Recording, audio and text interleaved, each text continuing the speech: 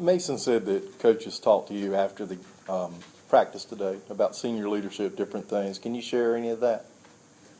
I just think for Seth Mason and I, obviously this is a hugely important season for us together and our futures. And one of the big steps that we have to take is to be able to be the leaders that are constantly there every single day, and every single game can be counted on. And that doesn't mean we're going to have great games every single day, and the ball's not going to go in the basket every single game. But as leaders, you always have to be there. And we believe the three of us can certainly do that. Can you give some insight into what Seth's going through, missing all that practice, not getting back at it, and starting to get in a rhythm maybe? Yeah, Seth's such a good player that and does so many things for us, and we saw it. I mean, through the fall, through the summer, obviously, and through his career. We've seen what he has the ability to do, and now that he's getting more into stepping on the floor with us, it's been pretty easy actually. And I know for him, he obviously has to figure things out. But for us, as his teammates, I'd say it's been very easy. And he's such an easy player to play with that, his game's going to come to us. And we know he can score the basketball, and we know what he can do for us. And, we expect those things from him at this point in his career. And he's going to bring those every day.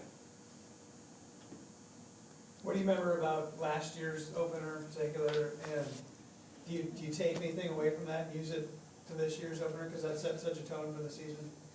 Yeah, I think what you said there is the biggest thing is you have to set a tone and send a message. And this is the first step on a long journey. And you want to make a giant leap on it, and you want to get as far as you can on that first step. And Friday night, that's what we're excited for. Obviously the exhibition games are getting us better and putting us in a position, but right now we're 0-0, and everybody in the country is 0-0. And every single time we step on the floor against an opponent, we have to prove ourselves. And like I said, Friday's that first step. Looking back at those exhibition games, what did you guys learn about yourselves? We learned a lot of things. We had two really, not surprises, but guys that really stepped up in our freshmen. Those guys, their energy level and things have been unbelievable. After the first game, we saw our ability to score the basketball, in a variety of ways, and but also saw some weaknesses in our defense. And then I think in the second game, we really addressed those weaknesses and began to figure out what we were going to be defensively.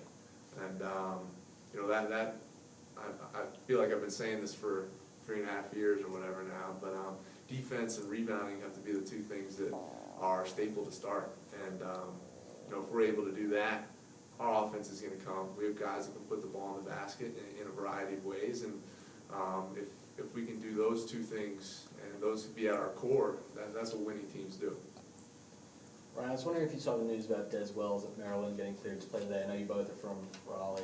Do you know him at all? Have any relationship with him? Oh yeah, Des and I always played each other. He was at Word of God and Ravenscroft, and by my junior and senior year, that was kind of like the rivalry in Raleigh between the independent schools. And I'm happy for him. Obviously, what happened at his previous stop was kind of a mess, but it's. Now I get to play against another Raleigh native in the ACC. It's pretty amazing, really, what North Carolina Independent Schools has done in college basketball and beyond. And just in my short 3 or 4 years when I was at Ravenscroft, some really good players went through the independent school system, and you continue to see it. And it's good for Des, not good for anybody who's playing against him, because he's that cool.